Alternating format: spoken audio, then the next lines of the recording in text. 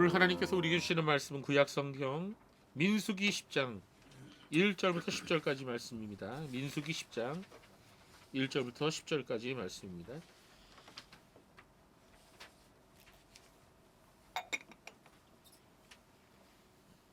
네, 하나님 말씀을 우리 함께 교독하여 읽도록 하겠습니다. 민수기 10장 1절부터 제가 먼저 읽겠습니다. 여호와께서 모세에게 말씀하여 이르시되 은나팔 둘을 만들어 두들겨 만들어서 그것으로 회중을 소집하여 진영을 출발하게 할 것이다. 나팔 2개를 불 때에는 온 회중이 회막 문 앞에 모여서 4개로 나올 것이요 하나만 불 때에는 이스라엘의 천부장된 지휘관들이 모여서 4개로 나올 것이다. 너희가 그것을 크게 불 때에는 동쪽 진영들이 행진할 것이며 두 번째로 크게 불 때에는 남쪽 진영들이 행진할 것이다. 딴데를 할 때는 나팔 소리를 크게 불 것이며 또 회중을 모을 때에도 나팔을 불 것이나 소리를 크게 내지 말며 그 나팔은 아론의 제사장들이 불지니 이는 너희 대대의 영원한 또 너희 땅에서 너희가 자기를 압박하는 대적을 치러 나갈 때에는 나팔을 크게 불지니 그리하면 너희 하나님 여호와가 너희를 기억하고 너희를 너희의 대적에게서 구원하시리라. 또 너희의 희락의 날과 너희가 정한 절기와 추하루에는 번제물을 드리고 화목제를 드리며 나팔을 불라. 그로 말미암아 너희 하나님 너희를 기억하시리라. 나는 너희를 하나님 여호와니라. 아멘. 오늘 민수기 10장 1절에서 10절까지 말씀을 같이 읽었습니다. 이스라엘 백성이 이집트에서 탈출한 사건을 출애굽 사건이라고 부르죠. 네, 이 출애굽 사건 이후에 이스라엘 백성들은 홍해를 건넙니다. 그리고 시내산에 도착하죠. 시내산에서 10계명 말씀과 율법 613가지의 율법을 하나님께로부터 받게 됩니다. 그로부터 이제 그 시내산이 있는 시내 광야를 떠나서 이제 가나안 땅을 향해서 출발하려고 합니다. 바로 이때 하나님께서 모세에게 한 가지 말씀을 주시는데 그게 바로 오늘 우리가 읽은 이 민수기 10장에 있는 1절부터 10절까지 있는 말씀입니다. 예, 하나님께서 바로 이 시내 광야를 떠나기 직전에 이스라엘 사람들에게 주신 말씀이 무엇이냐? 그건 한마디로 나팔을 만들라라고 하는 말씀이었습니다. 나팔을 만들라. 예, 오늘 본문 10장 2절 말씀을 다시 한번 보겠습니다. 너는 은나팔 2개를 만들되 쳐서 만들고 그것으로 회중을 소집하거나 진영을 출발하게 하여라. 자, 한마디로 사람들에게 알릴 수 있는 수단을 만들라 이런 얘기죠. 자, 요사이는 정부에서 국민들에게 뭐 중요한 정책을 발표하거나 또 중요한 사안을 알릴 때 어떻게 하죠? 뉴스를 통해서 말하죠. 그리고 방송을 통해서 발표를 합니다. 그리고 SNS나 여러 그런 방식으로 소통할 수 있는 수단이 요새는 많이 있습니다. 그리고 아주 긴박한 상황이 벌어지면 어떻게 하는지 아십니까? 그는 주민센터나 곳곳에 설치한 스피커를 통해서 사이렌을 울립니다. 여러분 사이렌 소리 들어보셨죠? 예. 북한에서 뭐 전투기가 뭐 쳐들어왔다든지 아니면 미사일이 발사됐든지 하면은 아마 사이렌이 요란하게 울리게 될 것입니다. 지난해 마지막 날 하루 전날인 12월 23일 늦은 오후에 서울, 인천, 경기, 충남 등 전국 곳곳에서 미확인 비행체가 목격되었다는 그런 제보가 잇따르고 한때 소동이 벌어졌었습니다. 어떤 사람은 공중에서 UFO를 보았다고도 하고 또 소셜 미디어에는 하늘에서 빛이 꼬리를 이으며 지나갔다. 또 무지개 빛이 보였다. 뭐 이런 이야기들이 올라오곤 했습니다.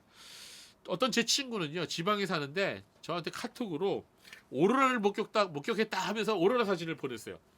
참 예쁘더라고요. 근데 이렇게 온라인과 오프라인을 달구었던 미확인 비행체의 정체는 우주 발사체 시험 비용이었습니다. 이날 6시 45분쯤 국방부는 이렇게 발표했어요. 현재 전국 각지에 관측되고 있는 미상 비행체는 고체 추진 우주 발사체의 시험 비행이라고 발표를 했습니다. 그리고 그 시험 비행이 성공적이었다 이렇게 발표했습니다. 그리고 미리 말씀드리지 못한 점은 바로 군사보안상의 이유 때문에 그렇게 한 것이라고 죄송하다고 그렇게 해명을 했습니다. 만약 북한의 미사일이나 전투기가 실제로 왔다면 사이렌이 아마 요란하게 울렸을 것입니다. 얼마 전 북한의 드론 5대가 김포 상공을 휘젓고 다녔어요. 그런데 한 대도 격추를 못 시켰다고 하죠. 굉장히 안타까운 일입니다. 위험한 일이죠. 여러분 제가 기억에 남는 사이렌 사건이 하나 있어요. 굉장히 오래된 일인데요. 대학교 2학년 때 일입니다. 여러분 대학교 2학년 때 제가 대학교 2학년 때면 몇 년 전인지 아세요? 지금부터 40년 전이에요. 40년 전. 예, 굉장히 오래전이죠. 그러니까 1983년도입니다. 5월 5일에 전국에 요란한 사이렌 소리가 울렸습니다. 그날이 공교롭게도 어린이날이었는데요. 오후 2시쯤에 전국에 공습경보 사이렌이 왕 하고 울렸어요. 동시에 KBS, MBC 등 방송에서도 모든 정기 방송을 중단하고 이런 아나운서들의 멘트가 울려 퍼졌습니다. 여러분, 국민 여러분, 이것은 실제 상황입니다. 공습경보를 발령합니다. 아유, 사람들이 다 놀래갖고 막 당황을 했습니다. 저는 그때 대학 도서실에서 공부를 하고 있었는데 화들짝 놀라갖고 공중전화 부츠로 막 달려갔어요. 예, 저희 대학 안에 공중전화 부츠가 있어. 그때는 휴대폰이 없으니까. 그리고 집으로 전화를 걸어서 어머니께 떨리는 목소리로 이렇게 얘기했습니다. 어머니 잘하세요. 그러니까 어머니도 그래 너도 잘해라 이렇게 얘기해서 이 무슨 말이에요? 예, 조심해라 이거죠. 예, 조심해라. 잘 처신해라. 언제 볼지 모르겠다. 뭐 이런 얘기죠. 굉장히 당황했던 터라 공중전화 다이얼을 돌리다가 그만 손톱이 깨져서 피가 날 정도였어요. 그런데 좀 있다가 이 공습경보가 해제됐습니다. 여러분 혹시 기억나십니까? 우리 권호성 기사님은 기억나실지 모르겠는데요. 그게 바로 기억나세요? 그게 바로 중국 민항기 사건이었어요. 예, 중국에서 출발한 그 민항기 여객기가 납치를 당했어요. 예, 하늘에서 납치를 당했고 총뿌리를 들이대고 기장한테 어디로 가라 그랬어요? 예, 한국으로 가라 그랬어요. 한국으로. 그래서 갑자기 이 중국 민항기가 들어오니까 이게 이제 적기인 줄 알고 공습경보 사이렌이 울리고 진짜 전쟁 난 줄 알았던 거죠. 이처럼 이 위급한 상황이 발생하면 이게 사이렌이 요란하게 울리는 것입니다. 자, 그런데 오늘 본문이 기록되었던 모세 시대에는 그러한 도구가 없었죠. 사이렌 같은 도구가 없었습니다. 그래서 하나님께서 모세에게 이 은나팔 2개를 만들어서 그것을 백성들에게 어떤 신호를 보낼 때 그것을 사용하라 이렇게 말씀하신 것입니다. 오늘 본문 다시 한번 볼까요?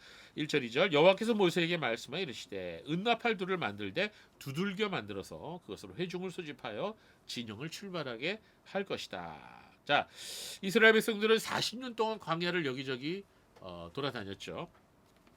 출발할 때가 있었고 또 정지할 때가 있었습니다. 그럴 때마다 이제 신호를 해야 할 필요가 있었던 것이죠. 그래서 오늘 본문의 말씀 보면 나팔 두 개를 만들어서 그걸 가지고 몇 번 부느냐, 하나를 부느냐, 2개를 부느냐, 아니면 그걸 어떻게 부느냐에 따라서 이 소리가 모든 백성이 모이라는 말인지, 아니면은 지파의 리더들만 모이라는 것인지, 뭐 이런 사인의 내용을 알 수 있도록 한 것입니다. 또 나팔이 어떤 방식으로 부느냐에 따라서 각 지파들이 일어나서 앞으로 행진하라는 그런 사인도 되었습니다.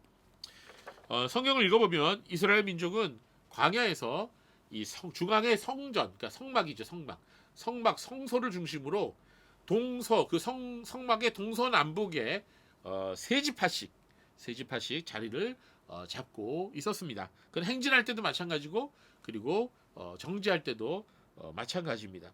그래서 다른 곳으로 이동할 때 이 나팔 소리가 울려 퍼지면 각 지파들이 움직이기 시작했던 것입니다. 자, 오늘 본문 보면은 이 나팔 소리에서 어떻게 움직이고 있는지에 대해서 아주 자세하게 기록이 되어 있네요. 그렇죠? 여러분 보시면 알 수가 있습니다. 그렇습니다.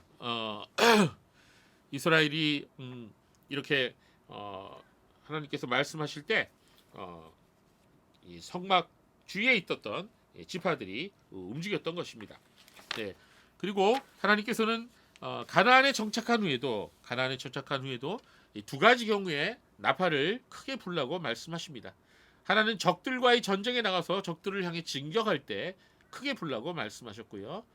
또 하나는 하나님께서 정해주신 이스라엘의 절기를 맞이할 때 나팔을 불라 이렇게 말씀하셨습니다.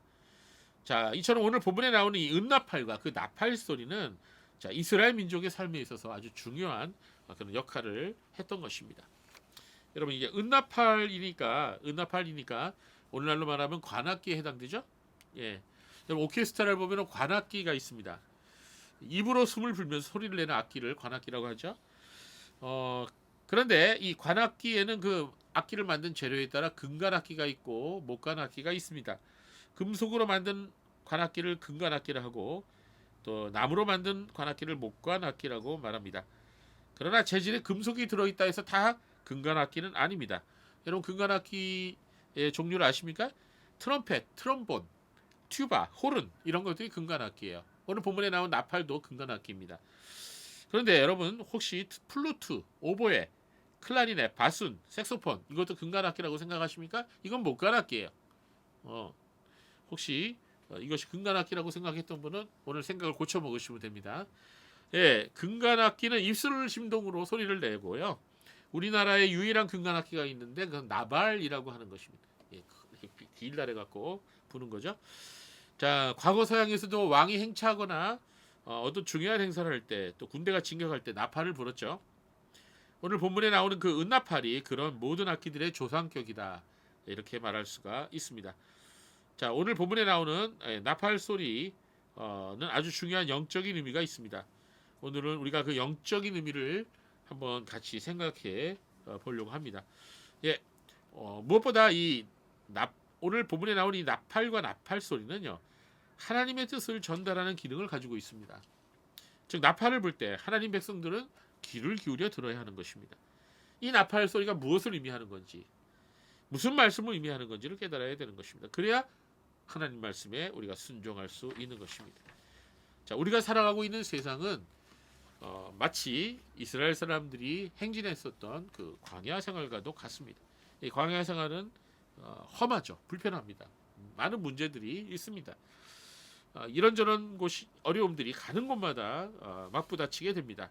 우리도 마찬가지입니다. 우리가 인생을 살다 보면은 지난 한 주간에도 여러분 어려움들이 많았죠. 속상한 일들이 많았을 거예요. 돈 문제도 있고 인간관계 문제, 인간관계 참 어려워요. 예. 그리고 자녀 문제도 있죠. 또 직장 문제도 있고, 또 자녀들은 또 스스로 그 고민하는 것들이 있을 겁니다. 여러분 부모에게 말씀하지도 못하는 부분도 있을 것이고, 사업 문제도 있죠. 어른들은 의식주 문제도 있죠. 자, 이런 여러 가지 고민해야 할 일들이 많이 있습니다. 그래서 이런 고민에 사로잡히게 되면 어떻게 돼요? 마음이 둔화해지죠. 힘듭니다. 또 여러 가지 세상의 유혹들이 우리의 연약함을 공격합니다. 그럼 육체의 본성에 의해서 우리는 자주 넘어지죠. 죄를 짓게 됩니다. 자, 이럴 때 성도들이 해야 할 일이 있습니다. 그것은 바로 나팔 소리에 귀를 기울이는 겁니다. 하나님의 나팔 소리에 귀를 기울여야 합니다. 주님은 그럴 때 어떻게 하십니까? 우리에게 내 앞으로 나오라고 하십니다. 세상에서 우리가 지칠 때, 우리가 넘어졌을 때, 우리가 외로울 때, 우리가 어떻게 해야 할지 모를 때 하나님은 우리에게 모이라고 말씀하십니다. 여러분 이전에는요 교회 예배당 종소리가 그런 기능을 했어요. 혹시 여러분 옛날부터 신앙생활 오래 하신 분은 기억나시겠지만 옛날에는 이 예배 시간 1시간 전에 종을 쳤어요. 새벽기도 때도 종을 쳤고 3일 예배나 주일 예배 전에 요란하게 종을 올렸습니다. 그래서 시골에서 논바지를 하다가도 이 종소리가 막 들리면 오늘 3일이네 오늘 수요예배 가야 되겠네 이러면서 기억을 했던 것입니다. 자, 옛날에 이런 캐럴이 있었어요. 탄일종이 땡땡땡 은은하게 들린다. 기억나십니까? 예, 저 깊고 깊은 산골 오막사리에도 탄일종이 울린다. 성탄절에도 이 교회종이 울렸던 거죠. 자, 지금은 이런 종소리 들을 수 없죠. 그저 추억만으로 남아 있습니다. 그렇습니다. 성도는 이렇게 하나님께서 모이라고 할 때 모여야 되는 것이죠. 우리가 예배당에 모여서 하나님 말씀을 들어야 됩니다. 하나님 말씀을 들어야 우리 영혼이 힘을 얻고 다시 깨어날 수가 있고 또 죄를 이겨낼 수가 있습니다. 이처럼 오늘 보는 이 나팔 소리는 뭘 의미하느냐? 바로 하나님께 나오라는 뜻이고 또 하나님께 나와서 말씀을 들으라는 얘기예요. 여러분이 오늘 이렇게 나팔 소리를 듣고 이게 예배당에 나오신 겁니다. 잘하신 거예요. 시편 12편 6절 말씀을 보면은요. 하나님의 말씀을 어떻게 표현했냐? 오늘 본문 볼까요? 여러분. 여호와의 말씀은 순결하며 흙도가니에 7번 단련한 은 같도다. 뭐 같다고요? 은 같다 그랬어요. 은. 근데 그냥 은이 아니라 흙도가니에 7번 단련했다. 이건 무슨 말이냐? 은을 아주 뜨겁게 끓여갖고 불순물을 제거한 거예요. 순수한 은을 계속 7번이나 정죄를 한 것입니다. 왜 하나님의 말씀을 은에다 비교했을까? 나 같으면 금에다 비교했을 텐데. 자, 우리가 옛날에 이 말씀을 다루었어요. 바로 이 은의 특성입니다. 은은 순결을 의미해요. 예, 은이 의학 제품에 쓰인다는 걸 여러분 알고 계시죠? 예, 아주 이 은은 옛날에는 독을 감별해낼 때 은침으로 가지고 은수저 가지고 독을 감별해냈습니다. 그래서 옛날 왕들이나 이 그 대감댁은 다 은수저 썼어요. 은수저. 예, 은을 담가보면 알거든요. 이게 독이 들었는지 뭘 들었는지 나쁜 게 들었는지. 예, 그래서 오늘 본문에서 하나님께서는 나팔 2개를 만들 때 은을 쳐서 만들라 이렇게 말씀하셨던 것입니다. 즉, 이 은은 시편 12편 6절에서 말씀하신 것처럼 하나님의 말씀을 상징하는 것입니다. 그러므로 은나팔 소리는 이스라엘 백성으로 하여금 하나님 말씀을 들으려 나오라는 말씀이며, 그런 의미에서 이 은나팔과 그 나팔 소리는 하나님 말씀을 상징한다 이렇게 볼 수가 있는 것입니다. 오늘날 많은 사람들이 이 나팔 소리를 외면하죠. 피곤하다고 잠을 자거나 이 황금 같은 이 휴일에 교회 가서 시간 뺏기니 차라리 영화나 드라마 보겠다, 아니면 등산을 가겠다, 아니면 친구 만나거나 놀러 가겠다, 이렇게 판단을 합니다. 그러나 이처럼 나팔 소리를 외면하면, 그렇게 인생을 외면하면서 살면 어떻게 됩니까? 결국 자기 손해죠. 자기 손해입니다. 인생의 마지막 순간이 올 때 우리는 후회하는 일이 있어서는 안 돼요. 여러분이 만약에 갑자기 인생의 마지막 순간이 올 때 사람들이 그동안 살아왔던 인생이 주마등처럼 확 지나간다 그래요. 영화 필름처럼 지나간다 그래요. 근데 그때 제일 후회되는 것들이 생긴다는 거죠. 그 하나님 말씀을 무시하면 그런 일이 생긴다는 거예요. 내가 왜 그때 하나님의 나팔 소리를 외면하고 무시했던가, 이런 후회를 해서는 안 되는 것입니다. 여러분 잘하신 거예요. 우리가 하나님께 나아가서 하나님의 말씀에 귀를 기울이고 그분의 뜻대로 살아가는 것, 바로 그게 인생의 최고의 행복이라는 걸 깨닫는 게, 그게 중요하고, 그런 것을 깨달은 사람은 복이 있는 것입니다. 자, 우리가 아까도 봉독을 했는데 미가 선지자는 이렇게 세계 모든 사람들이 하나님 말씀을 듣기 위해 몰려들 것을 일찌감치 예언을 했습니다. 미가서 4장 1절 2절 말씀을 다시 한번 우리 한번 읽어볼까요? 시작. 끝날에 이르러서는 여호와의 전이 산들의 꼭대기에 굳게 서며 작은 산들 위에 뛰어나고 민족들이 그리로 몰려갈 것이다. 곧 많은 이방 사람들이 가며 이르기를, 오라, 우리가 여호와의 산에 올라가서 야곱의 하나님의 전에 이르자. 그가 그의 도를 가지고 우리에게 가르치실 것이다. 우리가 그의 길로 행하리라 하리니, 이는 율법이 시온에서부터 나올 것이며 여호와의 말씀이 예루살렘부터 나올 것입니다. 네, 성경에서, 구약에서 나오는 이 시온이라고 하는 글자는 영적으로 교회를 의미합니다. 그래서 하나님의 교회에서 하나님의 말씀이 선포된다는 것입니다. 그 말씀을 우리가 행하리라 이렇게 말씀하고 있습니다. 야곱의 하나님의 전은 하나님 앞에 예배드리는 곳을 말합니다. 그가 그의 도를 가지고 우리에게 가르치실 것이니라. 우리가 그의 길로 행할 것이다.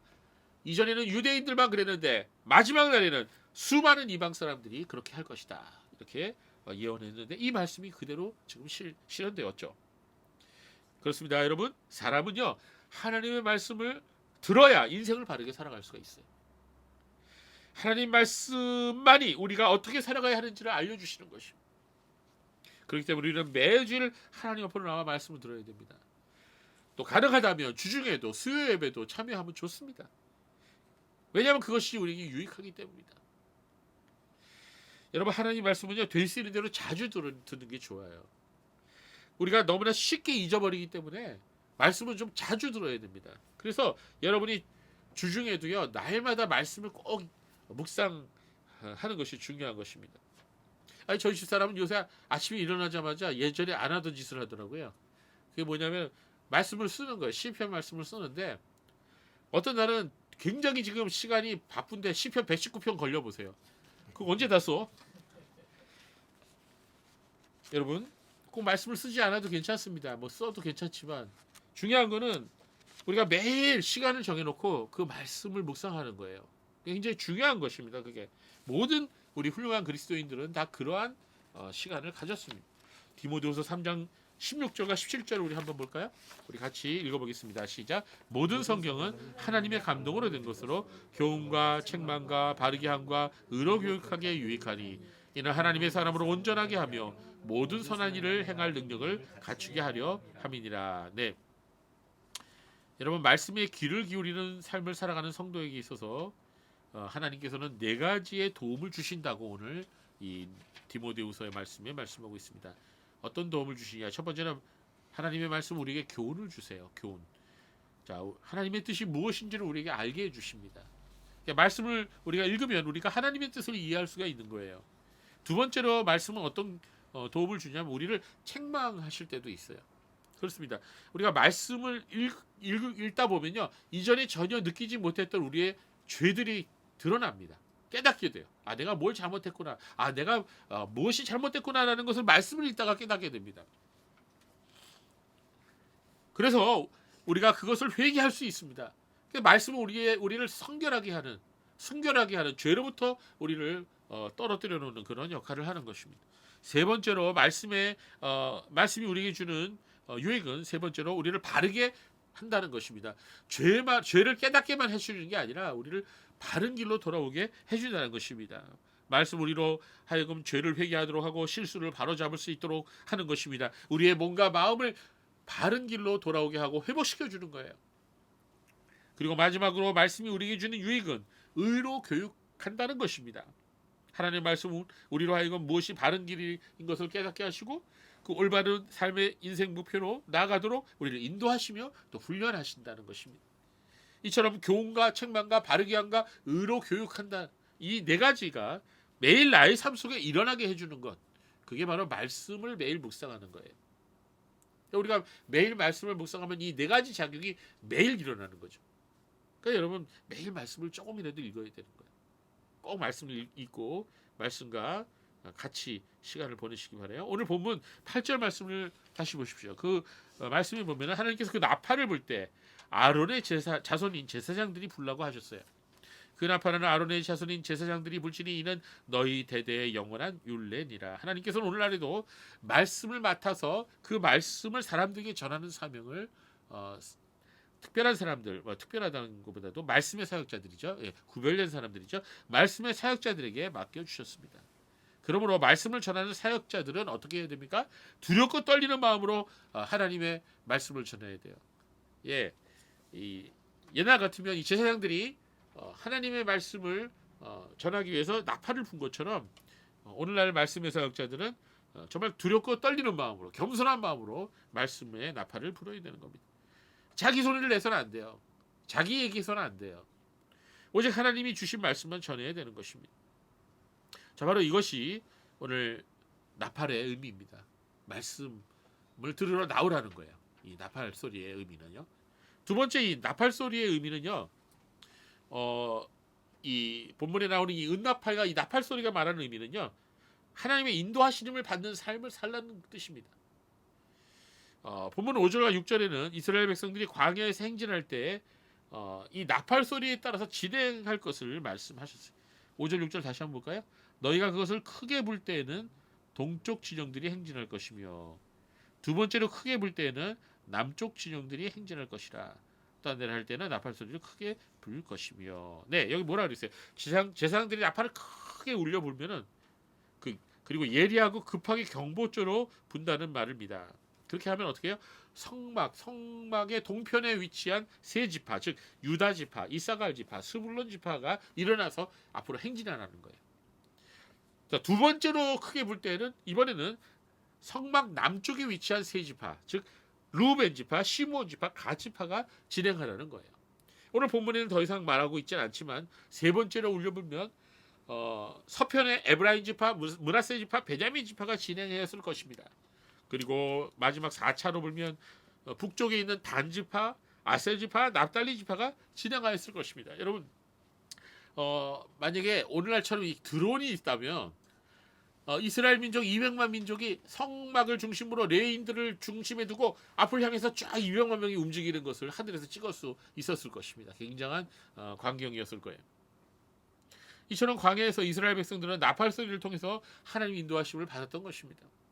하나님께서 가라고 하시면 가고 하나님께서 멈추라 하시면 멈췄어요. 이 영적 원리는 오늘날 우리의 성도들에게도 적용되는 것입니다. 우리가 하나님 말씀을 따라서 산다는 것, 하나님 인도하심을 받는 삶을 산다는 것, 너무나 은혜롭고 복된 삶이 아니겠습니까? 그렇다면 우리가 어떤 방식으로 이 하나님의 말씀의 인도를 받을 수가 있을까요? 하나님은 오늘날 어떠한 방식으로 성도들의 삶을 인도하고 계실까요? 그것은 하나님 말씀을 통해서 역사하시는 성령의 인도하심을 받을 때인 것입니다. 성령께서는 말씀을 통해서 우리의 마음에 평안을 주시고 또 확신을 주시고 우리의 주변 환경을 통해서 또한 역사하시는 것입니다. 어떤 분은 막으십니다. 어떤 길은 가지 말라고 하십니다. 어떤 길과 문은 또 열어놓습니다. 그래서 성도가 해야 할 일은 날마다 성령의 충만함을 구해야 되는 것이에요. 에베소 5장 15절 18절 말씀을 우리가 보겠습니다. 그런즉 너희가 어떻게 행할지를 자세히 주의하여 지혜 없는 자같이 하지 말고 오직 지혜 있는 자같이 하여 세월을 아끼라. 때가 악하니라. 그러므로 어리석은 자가 되지 말고 오직 주의 뜻이 무엇인지 이해하라. 술 취하지 말라. 이는 방탕한 것이니 오직 성령으로 충만함을 받으라. 아멘. 자, 여기서 뭐라 그랬어요? 마지막 결론이 성령의 충만을 받으라 했죠. 어떤 사람이 이러더라고요. 이게 18절에 술을 취하지 말라 그랬지 어제 먹지 말라고 하진 않으셨네? 오늘 한잔 합시다. 예, 그런 뜻이 아니고 뭐 한 잔 정도 뭐 할 수도 있죠. 예수님도 드셨는데 그러나 여기서 중요한 거는 그게 아니에요. 본문의 핵심은 술 취하지 말라 요게 아니에요. 술 취하지 말라는 말은 세상에 취하지 말라는 얘기예요. 맨 마지막이 중요해요. 오직 성령으로 충만함을 받으라. 이게 중요한 겁니다. 여러분 우리가 우리의 인생을 낭비하지 않는 법이 무엇이겠습니까? 우리의 삶 속에서 실수와 잘못된 선택을 줄일 수 있는 방법이 무엇이겠습니까? 그것은 바로 성령이 충만함을 받는 방법이에요. 우리가 성령으로 충만함을 받아서 우리가 신앙생활을 해나갈 때 우리가 어리석은 자가 되지 않고 하나님의 뜻이 무엇인지를 이해할 수 있게 된다는 거예요. 그래서 이 성령의 충만함을 받는다는 것, 성령의 인도하심을 받는다는 것은요, 한 번 기도해서 되는 게 아니에요. 우리가 꾸준히 매일매일 기도의 삶을 이어가야 되는 거죠. 자, 그런데 우리가 성령의 인도하심을 받는 것을 오해하는 사람들이 있어요. 예를 들어서 성경책을 점치듯이 이용해서는 안 됩니다. 어느 성도가 아침에 일어나서 눈을 감고 기도하기를 하나님, 오늘 제가 무엇을 해야 되는지 성경을 통해서 구체적으로 알려주옵소서. 이렇게 하고서는 자신의 성경책을 아무데나 탁 펴서 읽었답니다. 그랬더니 어떤 말씀이 눈에 들어왔느냐. 마태복음 27장 5절 말씀이 눈에 들어왔대요. 뭐라고 적혀 있느냐. 유다가 은을 성소에 던져놓고 물러가서 스스로 목매어 죽으니라. 아니 이 말씀은 순종할 수 없어. 잘못 뽑았네 하고 다시 아무 곳이나 그 다음에 또 탁 폈답니다. 그랬더니 들어오는 말씀이 가서 너도 이와 같이 하라는 누가복음 10장 37절 말씀이었습니다. 오늘 왜 이러지? 하면서 또 다른 곳을 펼쳤습니다. 그랬더니 야고보서 2장 17절 말씀이 눈에 들어왔어요. 이와 같이 행함이 없는 믿음은 그 자체가 죽은 것이라. 뭐란 거예요? 죽으란 얘기죠. 실체는 옮기란 얘기죠. 자, 이건 바른 방법이 아니죠. 예. 옛날 어떤 믿음의 공동체에는 예를 들어 바실레아 슈링크가 운영하는 마리아 수녀회, 기독교 수녀회 공동체인데요. 여기에서는요. 매일 아침 기도회를 가지고 개인마다 말씀 카드를 뽑았습니다. 나무 상자에다가 말씀을 적어놓은 카드가 수천 개가 들어있는데 손을 넣어서 그중 하나를 뽑아서 오늘 나에게 주시는 말씀으로 받아들였다는 것입니다. 옛날에도 여러분 혹시 해보지 않으셨어요? 연말에 예, 새해 주시는 말씀 그거 가지고 1년 내내 가지고 있죠. 뭐 말씀을 뭐 어느 말씀이나 좋은 말씀 읽는 거는 좋은 건데 물론 그때 그 말씀에는 가서 목매어 죽으니라는 그런 말씀 같은 말씀은 없죠. 그 말씀 카드에는. 그러나 그러한 방법은 하나님의 인도하심을 받는 정상적인 방법은 아닙니다. 우리가 은사주의 교회에서 말하는 대로 하나님의 음성을 사람의 음성처럼 듣는 것을 말하는 것이 아니라 우리가 말씀을 통해서 기도를 통해서 그리고 우리의 환경을 통해서 하나님의 인도하심을 받을 수 있다는 말입니다. 즉 우리가 매일 꾸준히 말씀을 읽고 기도하면서 성령 충만한 삶을 살아갈 때 하나님께서는 성도의 삶을 인도하신다는 거예요. 그러기 위해서 우리가 필요한 게 뭐예요? 꾸준한 성경 읽기. 시간을 정해놓고 하는 기도의 습관. 이것이 굉장히 중요한 것입니다. 여러분 어떤 사람은 위기에 닥칠 때만 기도를 해. 그럼 밀린 기도하느라고 얼마나 힘들어요. 기도 잘 안 되죠. 우리가 성경을 보면 예수님의 사도들이 매일 하루에 3번 시간을 정해놓고 기도하는 습관을 가졌습니다. 저도 이거 실천해 보려고 했는데 잘 안 되더라고요. 자꾸 까먹어. 하루에 한 번 정도는 기억하고 하겠는데 3번 기도 시간을 갖는다는 게 쉽지가 않더라고요. 그런데 대단하죠. 다니엘도 그랬죠. 우리는 매일 기도하면서 그리고 말씀을 읽고 묵상하면서 하나님께서 우리의 인생을 인도하여 주시기를 기도해야 되는 것입니다. 이사하는 것도, 직장을 옮기는 것도, 사람을 만나서 결혼하는 것도 다 내 마음대로 해서는 안 돼요. 내 욕심대로 해서는 안 돼요. 하나님 인도를 구해야 돼요. 하나님 말씀 비추어서 하나님 뜻에 합당한 것을 우리가 생각해 보아야 됩니다. 그래서 주님께서 말씀하시면 가고 주님께서 말씀하시면 멈추는 것, 그게 바로 성도의 삶이라는 것입니다. 꾸준히 말씀을 읽고 묵상하면서 하나님의 인도하심을 구하는 성도는 믿음의 눈으로 자신의 환경을 볼 수 있는 눈이 생겨요. 무엇이 하나님의 뜻인지 하나님의 인도하심을 분별할 수 있는 지혜가 생겨요. 우리는 믿음의 선배들로부터 그러한 본을 본받을 수가 있습니다. 여러분, 우리가 읽다가 말았지만 이 조지 밀러 목사님 이 책에도 나오는데 하나님의 뜻을 분별할 수 있는 아주 성경적인 방법이 아주 자세하게 기록되어 있어요. 여러분도 이것을 적용해 볼 수 있습니다. 그렇습니다. 오늘 본문에 나오는 은나팔과 그 나팔 소리가 상징하는 두 번째 영적인 의미는 바로 하나님의 인도하심을 받으라는 것입니다. 이스라엘 백성처럼 이스라엘 백성이 그 나팔 소리에 맞춰서 진행하고 멈추었던 것처럼 우리도 우리 인생을 살아가는 동안 하나님의 말씀에 귀 기울여서 살라는 거예요.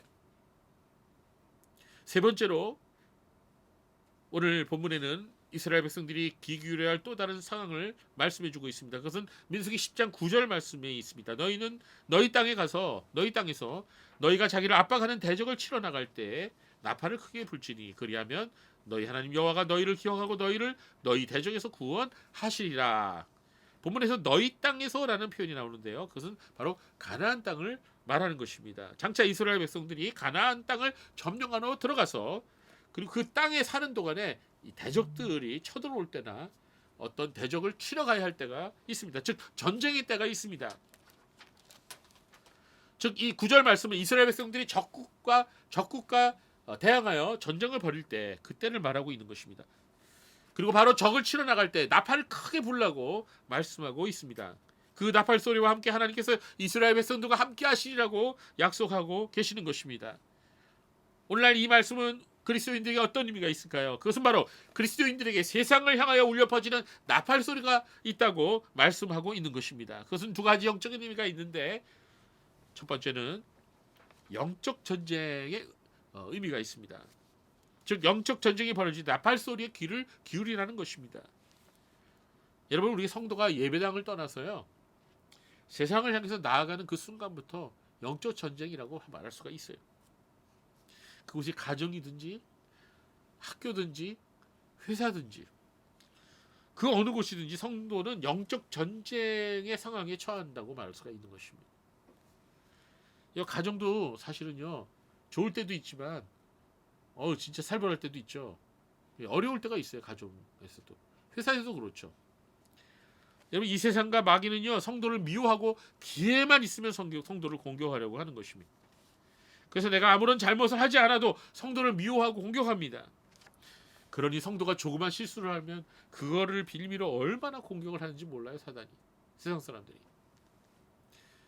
그러나 하나님은 말씀하세요. 성도는 악으로 악을 대적하면 안 됩니다. 성도가 이 영적 전쟁에서 승리하려면 하나님 말씀에 귀를 기울여야 한다는 것입니다. 예수님께서 일찍이 제자들에게 말씀하셨죠. 요한복음 15장 18절 19절 말씀을 같이 읽어보겠습니다. 시작. 세상이 너희를 미워하면 너희보다 먼저 나를 미워한 줄을 알라. 너희가 세상에 속하였으면 세상이 자기의 것을 사랑할 것이다. 너희는 세상에 속한 자가 아니요 도리어 내가 너희를 세상에서 택하였기 때문에 세상이 너희를 미워하느니라. 사도 요한도 이런 말씀을 했습니다. 요한일서 3장 13절 같이 형제들아 세상이 너희를 미워해도 이상히 여기지 마라. 네, 당연한 것이다. 여러분, 세상이 왜 성도와 교회를 미워할까요? 그것은 성도가 하나님께 속해 있다는 것입니다. 그러나 세상은 마귀에게 속해 있다는 것입니다. 누구든 자기 편을 드는 거죠. 그렇습니다. 여러분, 이 세상에 그 누군가가 나를 미워한다면 여러분 마음이 편하겠어요? 불편하겠어요? 미워하는 사람이 있으면 그 사람 자꾸 봐야 된다면 불편할까요? 편할까요? 불편하죠? 진짜 불편합니다. 저는 굉장히 성격이 예민하기 때문에 누군가하고 이렇게 틀어져서는 못 지내요. 그 상황을 못 견뎌야 해요. 그러나 여러분, 그러한 일들이 일어날 수 있습니다. 그럴 때 성도들은 어떠한 태도로 그런 사람들을 대해야 될까요? 이럴 때 성도들은 하나님 말씀 나팔 소리에 귀를 기울여 하는 것입니다. 예수님께서 저희들에게 이렇게 말씀하셨어요. 마태복음 5장 38절 42절 말씀입니다. 같이 읽겠습니다. 또 눈은 눈으로 이는 이로 갚으라 하는 것을 너희가 들었으나 나는 너에게 이르노니 악한 자를 대적하지 마라. 누구든지 내 오른편 뺨을 치거든 왼편을 돌려대며 또 너를 고발하여 속옷을 가지고자 하는 자에게 겉옷까지도 가지게 하며 또 누구든지 너로 억지로 오리를 가게 하거든 그 사람과 심리를 동행하고 내게 구하는 자에게 주며 내게 꾸고자 하는 자에게 거절하지 말라. 그리고 또 이런 말씀도 하셨네요. 마태복음 5장 43절 44절 말씀 읽어보겠습니다. 시작. 또 내 이웃을 사랑하고 내 원수를 미워하라 하셨다는 것을 너희가 들었으나 나는 너에게 이르노니 너희 원수를 사랑하며 너희를 박해하는 자를 위하여 기도하라. 아이고 여러분 이 말씀 실천할 수 있겠습니까? 어렵죠? 어려워요. 이 말씀은 산상수훈에 나오는 말씀입니다. 우리가 나중에 산상수훈에 대한 말씀을 다시 볼 것입니다. 그때 더 자세한 설명을 드릴 수 있을 것입니다. 여기서 중요한 것은 단 한 가지만 기억하세요. 예수님이 뭐라 그러셨냐? 너희가 세상에서 너희를 미워하는 자들과 함께 이런 영적 전쟁에 임하게 될 것이다. 그럴 때 너희가 해야 할 방법은 이것이다. 악으로 악을 대적하지 말아라. 차라리 예수님이 권투 글러브를 끼고 그냥 끝까지 결판날 때까지 피 터져 싸워라 이렇게 얘기하셨으면 속이 시원할 텐데 왜 그런 말씀 안 하셨는지 모르겠어. 악으로 악을 대적하지 마라. 이 말은 뭐예요? 상대편이 나에게 악한 방식으로 다가올지라도 너는 그런 방식을 써서는 안 된다. 이런 말씀. 우리가 잠언 말씀에도 귀를 기울여야 됩니다. 잠언 20장 22절 말씀을 읽어보겠습니다. 시작. 너는 악을 갖겠다 말하지 말고 여호와를 기다리라. 그가 너를 구원하시리라. 또한 우리는 사도 바울의 말씀도 주의 깊게 들어야 됩니다. 로마서 12장 19절부터 21절 말씀 시작. 내 사랑하는 자들아 너희가 친히 원수를 갚지 말고 하나님의 진노하심에 맡기라. 기록되었을 때 원수 갚는 것이 내게 있으니 내게 갚으리라 주께서 말씀하시니라. 내 원수가 줄이거든 먹이고 무마르거든 마시게 하라. 그리하므로 내가 숯불을 그 머리에 쌓아놓으리라. 악에게 지지 말고 선으로 악을 이기라. 아멘. 사실은 지금까지 우리가 읽은 예수님 말씀하고 사도들의 말씀은 사실 우리가 실천하기가 어렵습니다. 그러나 여러분 우리가 인생을 살고 나서 많은 인생을 살고 많은 실수를 하고 많은 시행착오를 겪고 나서 나중에 우리가 깨닫게 되는 게 있습니다. 그것은 뭐냐면 예수님의 말씀이 맞았다는 거예요. 우리가 저 사람이 나한테 악한 방법으로 다가온다 그래서 나도 똑같이 정말 이를 악물고 똑같이 대들었을 때 싸웠을 때 결국 그것이 좋은 결과를 가져오지 못하고 그것이 하나님 영광을 가리게 되고 나 자신에게도 부메랑으로 돌아오는 경우가 많다는 것입니다. 그럼 무조건 당해야 되는 거냐? 그런 말씀이 아니에요. 우리가 우리의 의견을 제시하고 우리의 분명한 당당하게 우리의 요구를 요구하라는 것입니다. 그거는 결코 비성경적인 내용이 아닙니다. 그러나 하나님의 방법대로 하라는 거죠. 저들처럼 똑같이 미움으로 하지 말라는 거죠. 저들 똑같이 욕을 써가면서 하지 말라는 거죠. 저들 똑같이 악한 마음을 가지고 하지 말라는 겁니다. 여러분 우리가 살아가고 있는 세상은 영적인 전쟁터예요. 사방에서 사단의 공격이 계속해서 옵니다. 그러나 그리스도인이 세상과 싸우는 방법은 다른 것입니다. 그래서 어려운 것입니다. 우리가 말씀의 나팔 소리에 귀를 기울이지 않는다면 우리는 그 세상의 공격에 넘어지고 말 것입니다. 그렇습니다. 여러분 우리가 조금 전에 세상을 향하여 울려 퍼지는 나팔 소리에 두 가지 영적인 의미가 있다고 말씀드렸죠. 하나는 우리가 살아가고 있는 세상의 영적인 전쟁터이며 하나님 나팔 소리는 그 영적 전쟁터에서 우리를 도우시는 하나님 말씀을 의미한다고 설명드렸습니다. 하나님 말씀은 세상과 마귀로부터 오는 공격에 대해서 우리가 어떠한 방법으로 어떠한 자세로 대항할 수 있는지를 우리에게 말씀하여 주고 있다고 말씀드렸죠. 또 하나의 영적인 의미가 있는데 우리가 세상을 향하여 나갈 때 이 복음의 나팔을 불러야 된다는 것입니다. 성도는 세상을 살아가는 동안 그리스도의 제자로서 살아가는 것이고 그리스도를 알리는 하나님의 대사로 살아가는 것입니다. 사람들은 우리를 보고서 예수님을 생각하게 되고 우리의 말과 행실을 보고서 예수님에 대해서 질문할 것입니다. 고린도후서 5장 20절 말씀을 같이 볼까요? 그러므로 우리가 그리스도를 대신하여 사신이 되어 하나님이 우리를 통하여 너희를 권면하시는 것 같이 그리스도를 대신하여 간청하노니 너희는 하나님과 화목하라. 지금 사도 바울이 사람들에게 너희는 하나님과 화목하라 한마디로 전도하고 있어요. 권면하고 있어요. 하나님 말씀을 전하고 있어요. 그러면서 자신을 뭐라고 표현하냐? 우리는 그리스도를 대신하여 사신이 되었다. 이렇게 말하고 있습니다. 여러분, 이 사신이 뭘까요? 죽음의 신일까요? 그런 뜻이 아니고요. 헬라어로 프레스뷰맨이라는 뜻입니다. 프레스뷰맨이라는 뜻은 내가 대사가 된다. 영어로 하면 we are ambassador라는 뜻이에요. 예, 즉 성도는 하나님의 대사이며 그리스도의 대사라는 거예요. 몇 년 전에 우리나라에 와 있던 주한 벨기에 대사 부인이 옷을 사러 가고 옷가게 점원을 막 폭행한 사건이 벌어졌습니다. 여러분 기억하십니까? 2년 전 사건인데, 그런데 그 부인이 중국 사람이에요. 이 중국인 대사 부인은 다른 곳에 가서도 막 갑질을 하고 발로 치고 막 그랬어요. 발로 차고 가는 곳마다 폭행과 폭언을 했습니다. 결국 그 대사 부부는 벨기에 본국으로부터 소환됐습니다. 이번에는 새로 벨기에 대사가 왔는데 이번에는 부인이 한국 사람이더라고요. 이처럼 대사가 잘못 행동하면 그 나라가 욕을 먹죠. 예, 그때 벨기에 대사 중국인 아내가 갑질하고 다니니까 벨기에도 욕먹고 중국도 욕먹었어요. 마찬가지입니다. 성도가 세상에서 잘못 행동하면 누가 욕을 먹죠? 교회가 욕을 먹고 하나님의 영광이 가려오게 되는 것입니다. 예, 그러므로 우리가 오늘 이 응답할 소리, 적진을 향해서 나아갈 때, 세상을 향해서 나아갈 때 울려 퍼지는 이 응답할 소리는 바로 우리가 그리스도의 복음을 전하는 사람으로 살라는 것이에요. 그런 의미를 우리가 갖고 있습니다. 마지막으로 우리가 오늘 본문에서 응답하를 부려야 할 때를 또 하나 말씀하고 있습니다. 민수기 10장 10절을 보세요. 같이 읽어볼까요? 또 너희의 희락의 날과 너희가 정한 절기와 초하루에는 번제물을 드리고 화목제를 드리며 나팔을 불라. 그로 말미암아 너희의 하나님이 너를 기억하시리라. 나는 너희의 하나님 여호와니라. 여기서 희락의 날이라는 말씀이 있습니다. 이거는 어떤 특정한 날이 아니라 모든 기쁜 날을 가리키는 것입니다. 또한 절기라는 것은 하나님께서 이스라엘 백성에게 지키라고 말씀하신 오순절, 유월절, 장막절 같은 절기를 말하는 것입니다. 즉 하나님께서는 기쁜 날, 희락의 날과 그리고 절기에는 이 나팔을 불러라 이렇게 말씀하신 것입니다. 자, 성경에서는 특별히 50년째 되는 해를 희년이라고 말하고 있습니다.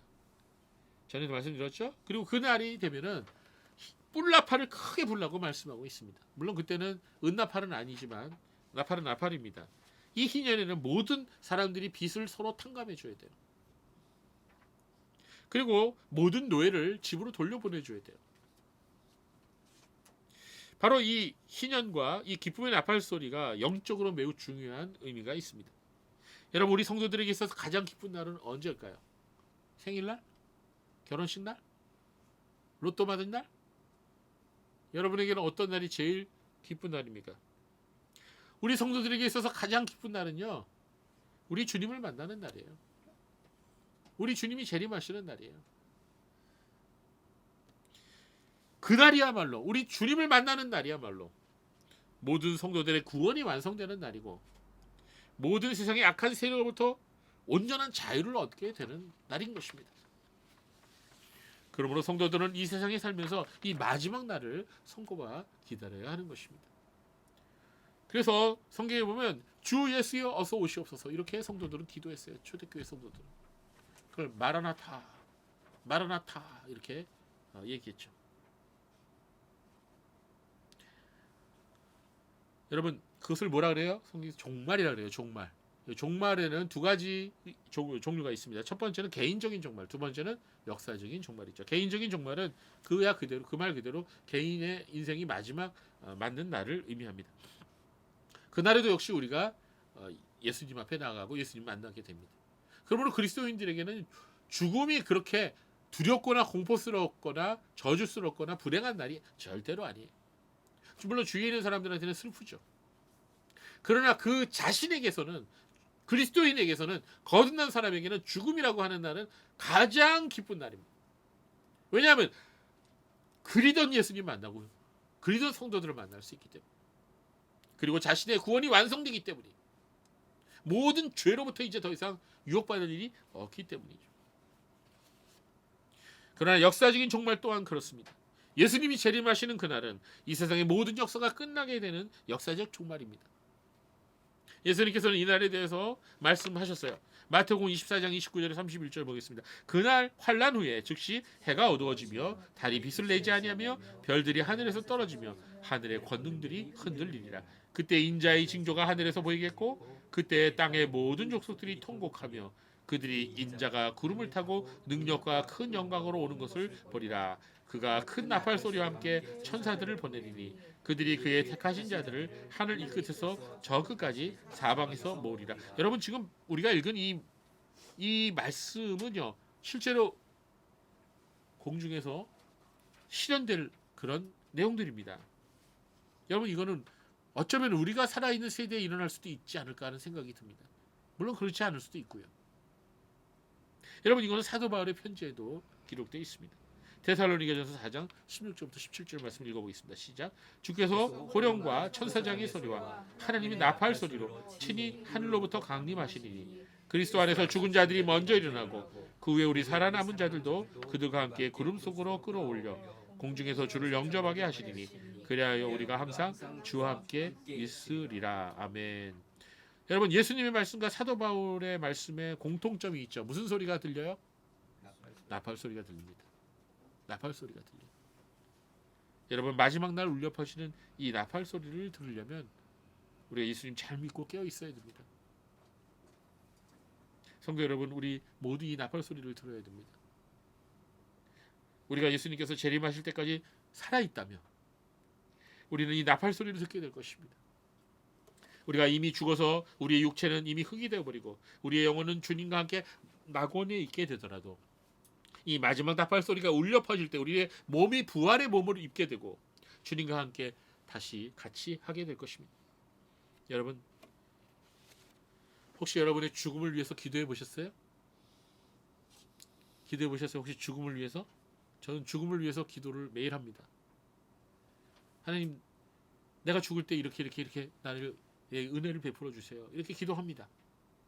여러분, 죽음을 위해서 기도하는 것은 굉장히 중요한 것입니다.